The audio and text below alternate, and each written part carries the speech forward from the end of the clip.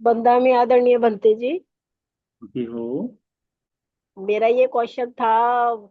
जैसे सोतापत्ति हो जाता है कोई भी व्यक्ति, तो उसका लास्ट जन्म हो, जैसे सातवां जन्म है या उससे ही पहले उसको निर्वाण प्राप्त करना हो, तो क्या वो अगला जन्म जैसे लेगा? सोतापन्नी व्यक्ति जो हो जाता है वो अगला जन्म जो लेगा, तो उसको बचपन से ही उस चीज का ज्ञान रहता है, मतलब बुद्ध धर्म का ज्ञान रहता है उसको। श्रोतापन्न के अलग अलग भिन्न भिन्न भाग है। उसमें से एक श्रोतापन्न वो है जो अगले ही जन्म में अरहंत हो सकता है, उस तरह से का अभ्यास करे तो। दूसरा श्रोतापन्न है जो एक या दो जन्म लेकर चलता है, उस तरह से। तीसरा श्रोतापन्न है कि सातों ही जन्म लेकर वो अरहंत हो जाए। आठवां जन्म उसके लिए नहीं है, आठवें जन्म से पहले जैसे ये शरीर छूटता है वो अरहंत हो सकता है। ठीक है। तो इस तरह से एक एक करके वो श्रोतापन्न चार तरह से, तो उस तरह से वो श्रोतापन्न अर्हत्व को प्राप्त करता है। यदि मनुष्य लोक में जन्म ले तो स्वभावतः उस धर्म का पालन करने वाला होता है। उसे ये महसूस होता है कि हाँ मैं धर्म का पालन हूँ। उस धर्म पे स्थिर रहते ही अपनी उर्वरित मार्ग को, अपने बाकी के बचे हुए मार्ग को पूर्ण कर लेता है। ठीक है। ठीक। वंदा में बनते जी। सुखी हो। बनते जी, कुछ दिन पहले पहले मैंने आपको एक क्वेश्चन पूछा था जी। कसिन के बारे में, जो कि अच्छा। आनापान, एज कंपेयर टू आनापान, कसिन में अच्छा। जल्द से जल्द समाधि मिल सकती है।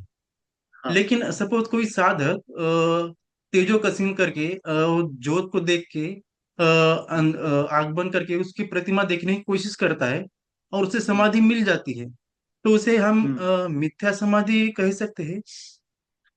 नहीं, कसीन जो है कैसा है, धर्म जो सील संपन्न साधक है उसके अनुसार धर्म का बुद्धवाणी जानने के कारण, उस अग्नि के कारण, यानी उस अग्नि कसीन का यदि कोई इस्तेमाल कर कर उसको प्राप्त कर लेता है, तो वो समाधि सुख का इस्तेमाल यदि करे किस लिए, विपश्यना के लिए, तो वो समाधि और आगे बढ़ती जाएगी, यानी वो धर्म के बारे में लाभ ले सकता है। यदि केवल उस समाधि सुख का इस्तेमाल करते वो वैसा ही बैठा रहे, प्रथम ध्यान, द्वितीय ध्यान, तृतीय, चतुर्थ ध्यान तक न, चतुर्थ ध्यान के ऊपर न जाए, चतुर्थ ध्यान तक न जाए, तो वह उसी में उलझा रह जाएगा। कसिनो में कई बार वह एक दिक्कत देखी जाती है कि वो तुमको, क्योंकि निमित्त से युक्त है ना वो, तो जब तक अग्नि का निमित्त है तब तक वो समाधि बनी। अग्नि का निमित्त समाप्त होते तो समाधि भी क्षीण हो सकती है। तो उसको मिथ्या समाधि नहीं कह सकते। समाधि समाधि है, उसका इस्तेमाल जिस तरह से हो। यदि सील संपन्न है तो उसका गलत इस्तेमाल नहीं हो पाएगा ना।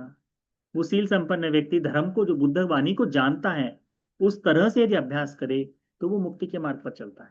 भगवान ने कहा है ना, समाधियां अनेक तरह की होती है। एक होती है ध्यान से प्राप्त होने वाली समाधि होती है, एक होती है मंत्रों के द्वारा प्राप्त होने वाली भी।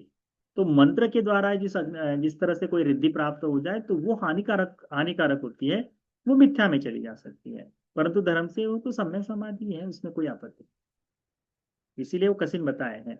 वो कैसा, वो फास्ट ट्रैक कर देती है, वो वीआईपी लाइन में खड़ा कर देती है कई बार।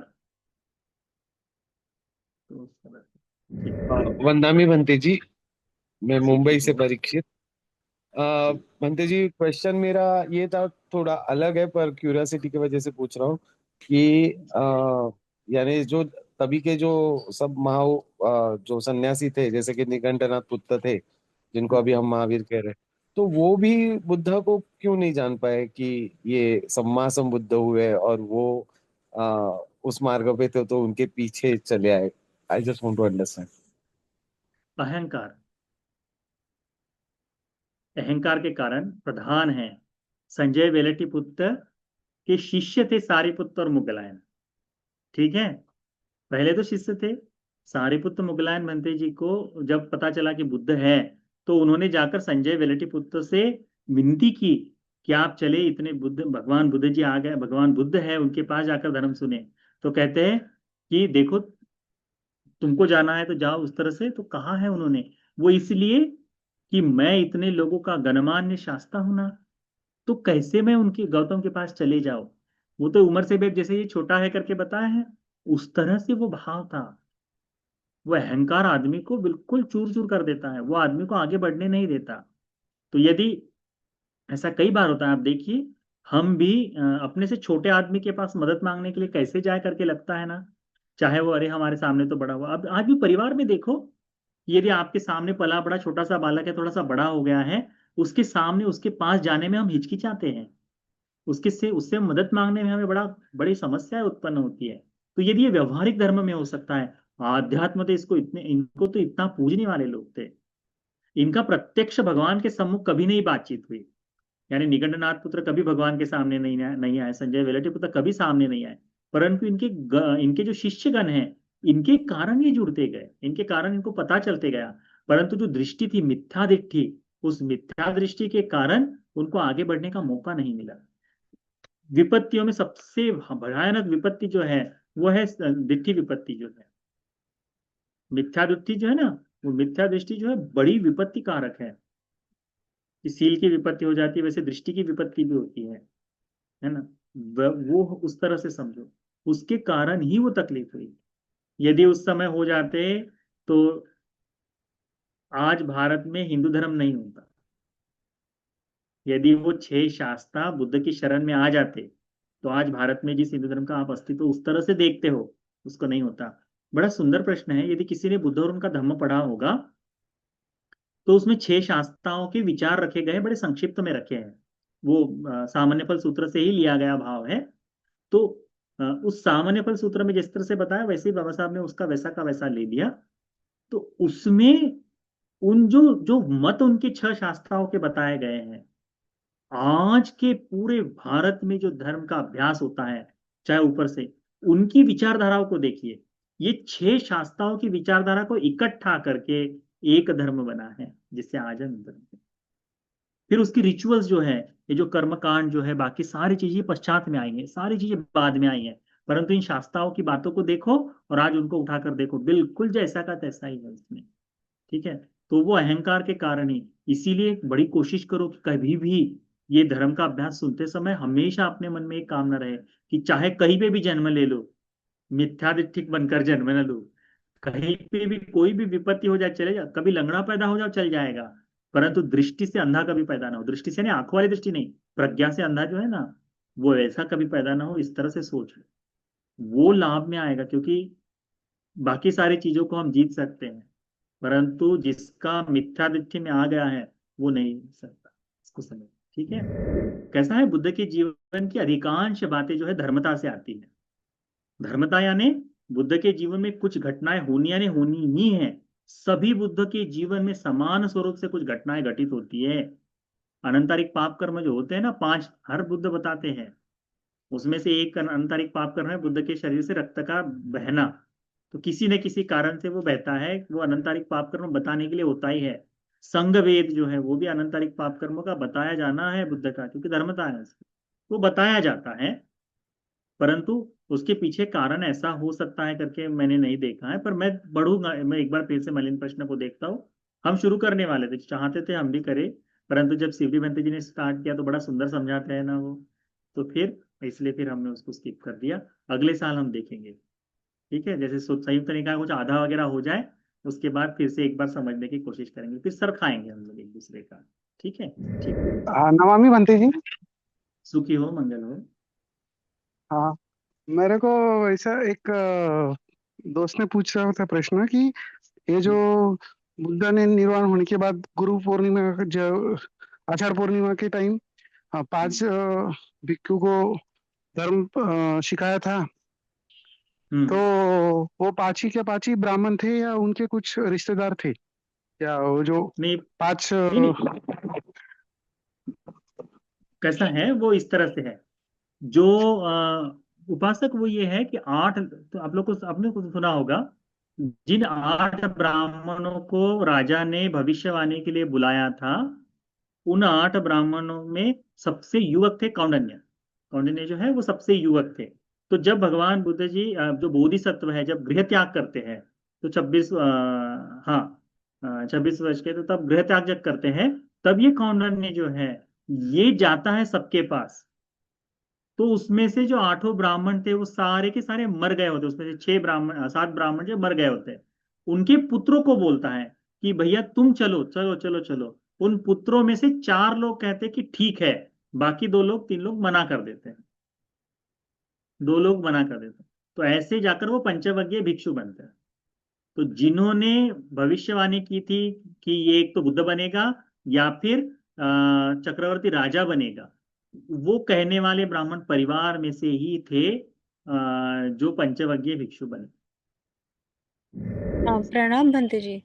भंते जी, मेरा एक क्वेश्चन तो ये था कि जैसे अगर हम कोई नए कोर्स के लिए जाते हैं, लॉन्ग कोर्स के लिए, तो हम्म। हमें क्या सोच के जाना चाहिए? कि एक ये था भंते जी, अभी किसी ने तो पूछा था महावीर स्वामी के बारे में भी, तो मुझे जैसे जहां तक मुझे पता लगा कि भगवान बुद्ध सबके पास धर्म मतलब वो जो अटल सत्य था उसको जानने की खोज के लिए, ये दुख क्यों है, क्यों इस किसकी वजह से और किस तरह से ये दुख दूर हो सकता है, सबके पास ये सीखने के लिए गए।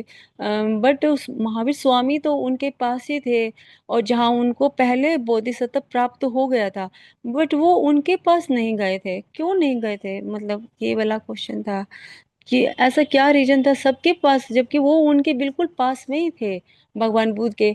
और भगवान बुद्ध को तो सब पता था, बट वो उनके पास नहीं गए, और वो पहले बुद्ध बोधिसत्व प्राप्त हो चुका था उनको। ये क्वेश्चन था।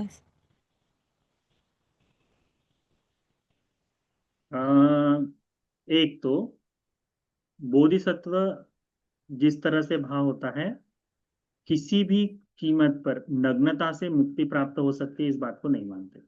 वो थोड़ा सा है, भिक्षु भगवान ने भिक्षुओं को कहा है कि भिक्षुओं अच्छी तरह से कपड़ा पहनो, अच्छी तरह से रहो करके, नग्नता अच्छी नहीं है करके भगवान ने पहले से कहा है।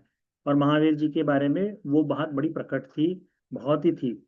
उनका एक भाव और था कि बहुत कठिनाई से, बल से ही महावीर जो थे उनका, तो बहुत ही कठिन ऐसा तो कठिन तपश्चर्या कर कर वो समाप्त करना पड़ता है पुराण कर्म का। तो यदि कभी आप उपाली सूत्र का अभ्यास करें, तो उपाली सूत्र में बड़ा सुंदर जो भाव प्रकट होता है, उसको समझकर आपको पता चल जाएगा कि बोधिसत्व महावीर के पास या फिर निगंडनाथ पुत्र के पास क्यों नहीं गए थे करके। निगंडनाथ पुत्र के पास जाने के व्यतिरिक्त उन्होंने भृगु ऋषि के पास जाना ठीक समझा था। भृगु ऋषि भी कठोर तपश्चर्या के बारे में ही बताते थे, वो तो अधिक ही उग्र थी, तो उसके पास भगवान बोधिसत्व की अवस्था में गए थे, महावीर स्वामी जी के पास नहीं गए थे। ठीक है। मिथ्या दृष्टि जो है ना, वो प्रकट थी महावीर जी के उस समय। आप देखिएगा, महावीर जी के पश्चात आने वाले जो तीर्थंकर हैं, उन्होंने चातुर्मास के पश्चात में मुक्ति का मार्ग बदल दिया है। यदि आपका लंबा अभ्यास हो तो थोड़ा सा और उनके बाद, यानी उनके बाद आने वाले जो तीर्थंकर है, उन्होंने उनकी जो अनुमति जो चीजें हैं उसमें बदलाव का लाया है। परंतु महावीर स्वामी जी के पास समय नहीं था। पहला प्रश्न जो पूछा, उस प्रश्न के उत्तर स्वरूप में बताएंगे। जब भी आप दीर्घ कोर्स करने के लिए जाओ, तो ये मेरा प्रथम ही कोर्स है, इस तरह का चिंतन होकर रहना चाहिए। तो उसमें कैसा उत्साह बना रहता है नई अनुभूतियों को जानने के लिए।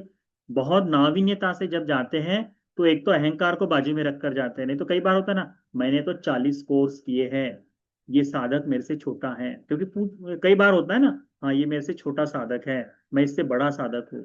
अच्छा ठीक है। तो कई बार ऐसा होता है कि बड़े कंपटीशन में लोग साधना करने के लिए चले जाते हैं। भगवान ने, आपको छोड़ो, भगवान ने हम भिक्षुओं को कहा है कि भिक्षुओं नई नवेली दुल्हन की तरह जीवन जियो कर। तो हमने भी कोशिश करनी चाहिए कि बिल्कुल नए तरीके से जब भी दीर्घ साधना के लिए जाएं। बड़ा सुंदर है दीर्घ साधना का समय। इस दीर्घ साधना के समय में बिल्कुल तहाँ पूर्व में जो कुछ है उसकी अपेक्षाओं को, इन सबको बाहर रखकर, मुझे केवल अभी मैं अभी से शुरुआत कर रहा हूँ, गुरु जी की वाणी को एक एक करते हुए मैं उसको अभी अनुभव करना चाहता हूँ। इसी तरह से अभ्यास करो, जब भी दीर्घ शिविर करो, ये मेरा पहला ही शिविर है और मैं इसे पूरी तरह से अच्छी तरह से करना चाहता हूँ करके ऐसा भाव रखकर चलो, तो वो आपको बहुत ज्यादा फल देगा। क्योंकि अनेक साधक है जो आते हैं हमारे पास, कहते बनते पहले दूसरे शिविर में जो अनुभव हुए हमें, वो पश्चात के शिविर में नहीं हो रहे। तो उसका कारण ये भी है कि बाद में हम थोड़ा सा वो भाव में, अरे मेरे तो 2 हो चुके, अब क्या करना है, मेरे तो 4 हो चुके, अब क्या है, इस तरह। तो उस तरह से आप ध्यान रखें। ठीक है। ठीक है। अच्छा प्रवीण जी, ये अंतिम है, उसके बाद कोई हाथ न उठाए तो ठीक रहेगा। जी प्रवीण वंदना बंदी जी। जी हो। बंदी जी, योनि से मनसिकार को कैसे समझे? वो जरा मेरे को ठीक योनिसो समझ में मनसिकार का अर्थ होता है सकारात्मक चिंतन, धर्म के अनुसार चिंतन करना। जैसे जैसे नकारात्मक चिंतन भी होता है अयोनिसो मनसिकार। जैसे कई बार अभी हमारे पास अशुभ की साधना के बारे में बोलते हैं, अशुभ की साधना का अयोनिसो मनस्कार, कि अरे अशुभ की साधना करोगे तो तुम्हारे सब कुछ है, तुम्हारा घर बार टूट जाएगा, तुम में वैराग्य ही जैसा ही जाग जाएगा, तुमको तो सब गंदा ही गंदा दिखाई देगा। इस तरह का जो भाव है वो अयोनिसो मनसिकार हो गया, तो वो सही सत्य। पर योनिसो मनसिकार वो हो गया कि अशुभ की साधना का देखते हुए इस शरीर की सत्यता समझ में आती है, इस सत्यता को जानने का बोध जाग जाता है, इस सत्यता को जानकर आदमी आगे बढ़ सकता है। यह है योनिसो मनसिकार।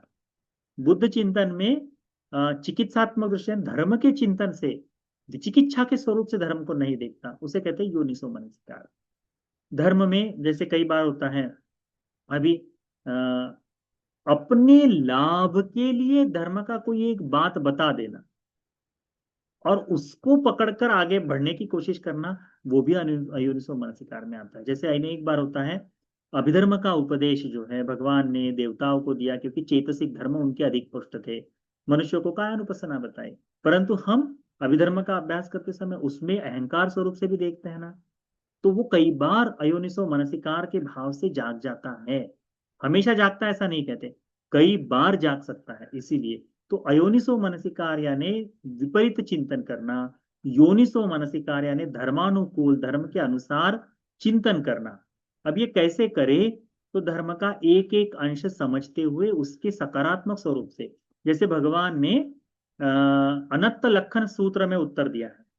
अनंत लक्षण सूत्र में भगवान ने पूछा है, जैसे एक एक प्रश्न पूछा है ना, क्या ये ऐसा है, तो नहीं भनते, क्या ये हो सकता है, तो नहीं भनते। इस तरह से जो सकारात्मक स्वरूप से, क्या ये नित्य है अनित्य है, अनिच्चंग भनते कहा है भगवान, ये अनित्य है करके। जो नित्य है, जो अनित्य है, अनात्म है, तो क्या वो सुख है या दुख है, तो दुखंग भनते कहा है। तो जो दुख है, जो विपरिणाम धर्म है, क्या वो तुम हो, तुम्हारा है, नोएतम नहीं बनते जी करके उत्तर दिया है।